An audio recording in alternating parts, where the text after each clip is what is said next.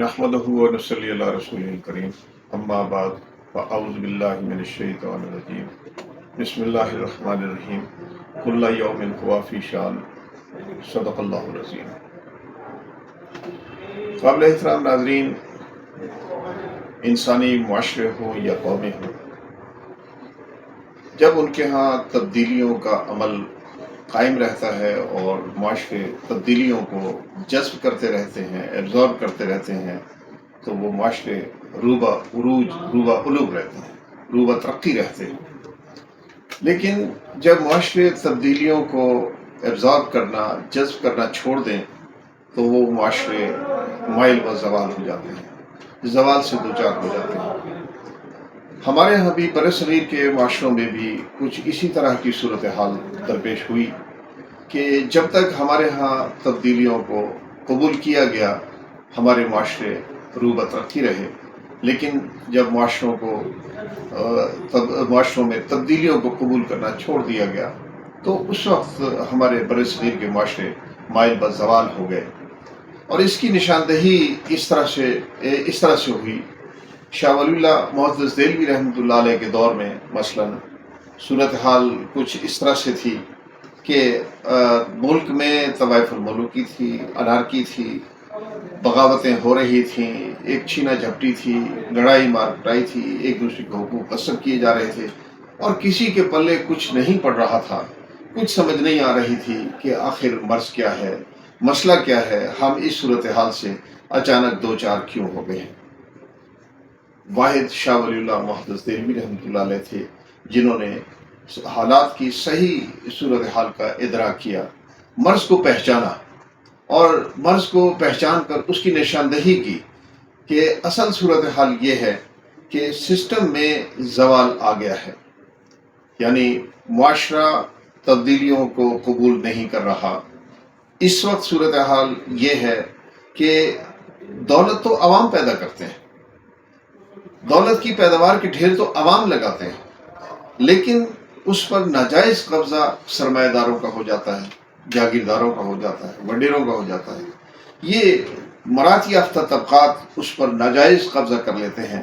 جس کے نتیجے میں تمام تر دولت سمٹ کر عوام سے نکل کر سرمایہ داروں کی تجوریوں میں، سرمایہ داروں کے قبضے میں چلی جاتی ہے، اور وہ دولت جو عوام پر صرف ہونی چاہیے اور اس کے نتیجے میں جو ایک تبدیلیوں کا عمل ہے اس کو ایک جگہ ملنی چاہیے، اس کو بڑھنے کا موقع ملنا چاہیے، وہ تمام راستے مسدود ہو جاتے ہیں۔ جب وہ راستے سب مسدود ہو جاتے ہیں تو اس کے نتیجے میں زوال ایک لازمی امر ہے۔ اس کی نشاندہی یہ ہے کہ عوام کی دولت، یعنی شاہ ولی اللہ رحمۃ اللہ علیہ نے جو بات کی کہ عوام کی دولت ناجائز طور پر ان مراد یافتہ طبقوں کے قبضے میں چلی جاتی ہے۔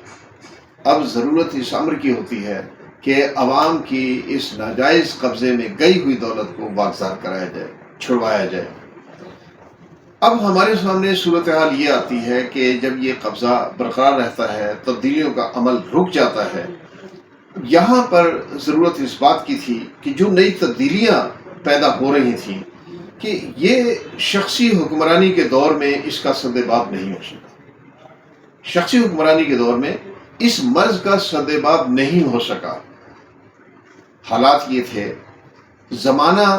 اس نہج پر آ چکا تھا کہ جب شخصی حکمرانی کا دور لد چکا تھا، اب یہ نئے دور کی ایک دستک تھی جو اس وقت نہیں سنی گئی۔ اگر اس کو سن لیا جاتا اور اس کا یہ اہتمام کیا جاتا کہ جو شاہ ولی اللہ رحمۃ اللہ علیہ نے تجویز کیا کہ آج کا دور شخصی حکمرانی کا دور نہیں ہے، یہ جو دور ہے یہ شخصی حکمرانی کا دور نہیں ہے، بلکہ اس دور میں تو اگر امام کا اطلاق ہوتا ہے تو وہ فرد کی بجائے ایک جماعت پر ہوتا ہے، ایک ایسی جماعت جو عوام کی نمائندہ جماعت ہو، اس پر اس کا اطلاق ہوتا ہے، جس میں اپنے اپنے شعبوں کے ماہرین جمع ہوں، ان پر مشتمل جماعت ہو، اس کی حامل جماعت ہو، تو وہی یقیناً قوم کو اس کیفیت سے نکال سکتی ہے۔ تو دوسری چیز جو ہمارے سامنے آئی وہ یہ ہے کہ تبدیلیاں جو دستک دے رہی ہیں وہ یہ ہے کہ ایک شخصی حکمرانی کا دور لد گیا،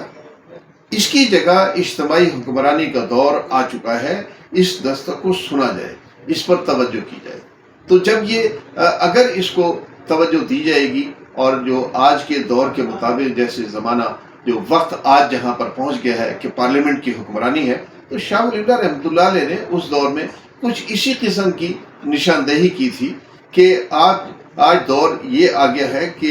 آج امام جو ہوگا، حکمران جو ہوگا، وہ فرد نہیں ہوگا بلکہ وہ جماعت ہوگی، اور اس کی واضح صورتحال آج کے دور میں جو سمجھ آتی ہے تو وہ یقیناً یہی ہے کہ پارلیمنٹ کی حکمرانی، اگر ہم اس وقت اس دستک کو سن لیں کہ اجتماعی ادارہ یہ حکمرانی کا فریضہ سر انجام دے گا، تو یقیناً ہم اس زوال سے دوچار نہ ہوتے جو بر صغیر میں ہمیں جس کا ہمیں سامنا کرنا پڑا۔ شکریہ۔